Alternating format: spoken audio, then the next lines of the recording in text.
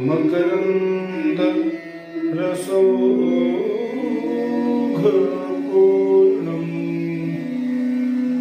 रेत्यर्पिता मधुपते स्मरतापमूक्रम् निर्वापयत् परमशीलमयाश्रयामि।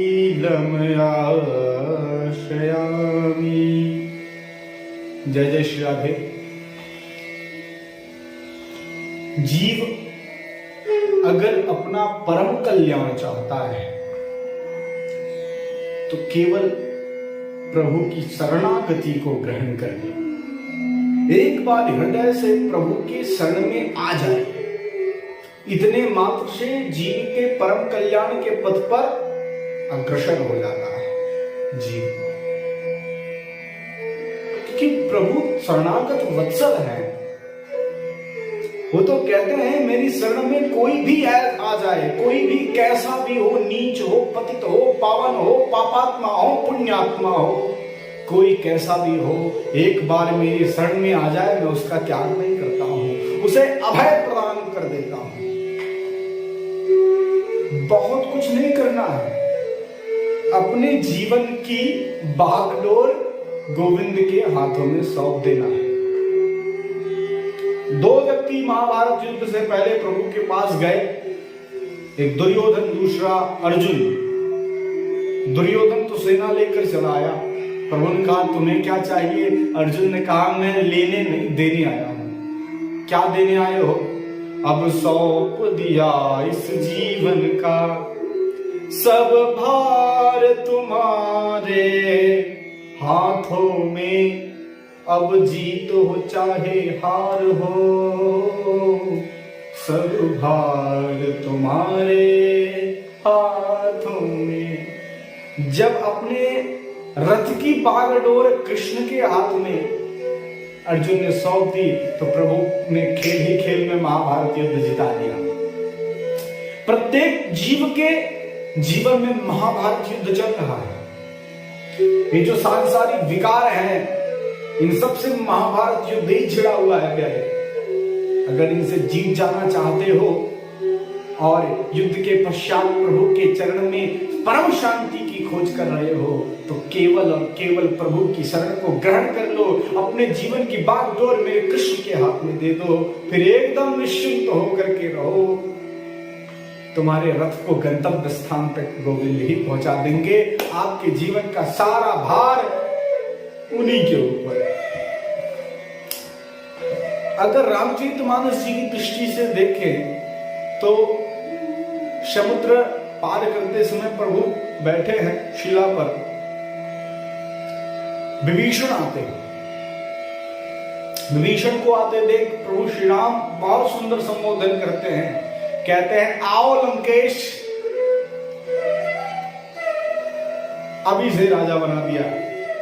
किसी ने कहा प्रभु आप हमें एकदम पूर्ण विश्वास है कि हम लंका पर आप विजय प्राप्त करेंगे, फिर विभीषण को राज्य दे देंगे, फिर वो लंकेश बन जाएगा, इसलिए आपने अभी से लंकेश पुकार दिया कि अभी से मैं तुम्हें लंका का राजा प्रतिष्ठित करता हूं।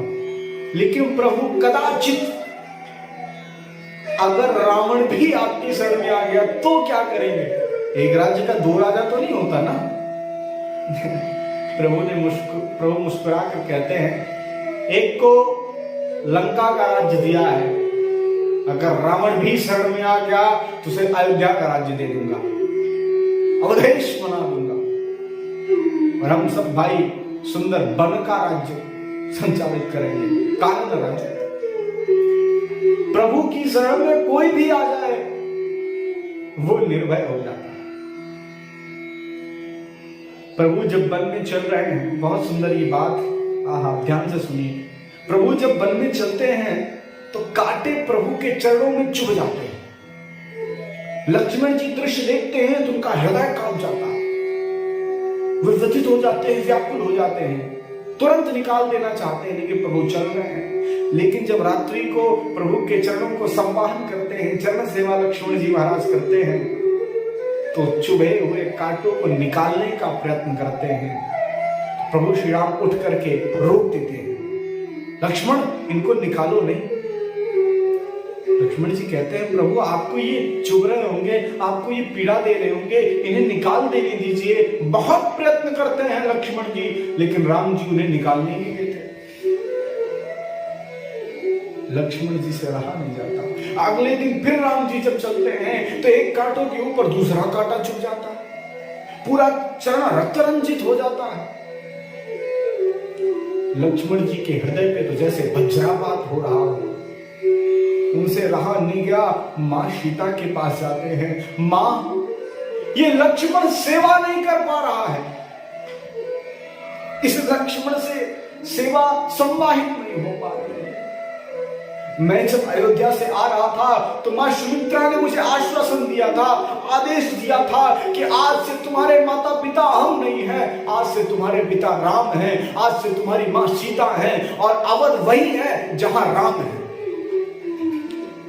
ये जो सुअवसर आया है ये सिर्फ तुम्हारे भाग्योदय हुए। इस राज्य में इतनी दास दासियां हैं कि तुम सेवा नहीं कर पाते।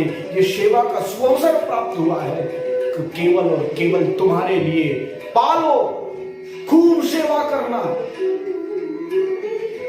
गुरु पितुमात शंभु सुर साई, गुरु पितुनाथ बंधु सुर साई, गुरु पितुमात बंधु सुर साई। से ये सकल प्राण की नाई, से ये सकल प्राण की नाई। गुरु की, माता की, पिता की, बंधु की, स्वामी की सेवा प्राण के समान करना चाहिए। और राम जी तो राम प्राण प्रिया जीवन जी के स्वार्थ रहित सखा सब ही के,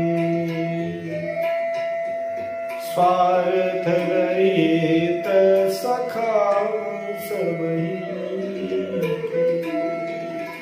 प्रत्येक जीव के प्राण है राम, उनकी सेवा करना। लक्ष्मण जी कहते हैं लेकिन ये लक्ष्मण सेवा नहीं कर पा रहा, प्रभु के चरणों में अनेकों कांटे छुपे हैं, मैं निकाल नहीं पा रहा हूं। उनको कितनी पीड़ा हो रही होगी। मां सीता भी जाती हैं, जानकी भी जाती हैं, उन कांटों को निकालने का प्रयास करते हैं, राम जी उन्हें भी रोक देते हैं। मां कहती हैं स्वामी आप इनको निकालने क्यों नहीं दे रहे हैं। आहा, जो बात आज राम जी ने कही है उससे समस्त जीव अभय हो गए। राम जी कहते हैं देवी मैं शरणागत दीनार्थ परित्राण परायणे, ये मेरा व्रत है कि मेरी शरण में कोई भी आ जाए मैं उसका कभी त्याग नहीं करता हूं। इन कांटों ने मेरे चरण कमलों की शरण को ग्रहण किया है तो मैं इनको कैसे छोड़ दूं, कैसे त्याग कर दूं। प्रभु से यही प्रार्थना हम सबकी भी होनी चाहिए। हम भी उन्हीं कांटों की तरह हैं प्रभु, प्रत्येक जीव को चुभते रहते हैं, सबको कष्ट देते रहते हैं, लेकिन हमने आपके चरण शरण ग्रहण कर ली है। कृपया हमारा त्याग न करिएगा, त्याग न करिएगा। श्रद्धेय अतुल कृष्ण शास्त्री जी के चैनल को सब्सक्राइब कर बेल आइकन दबाएं, जिससे वीडियो सबसे पहले आपके पास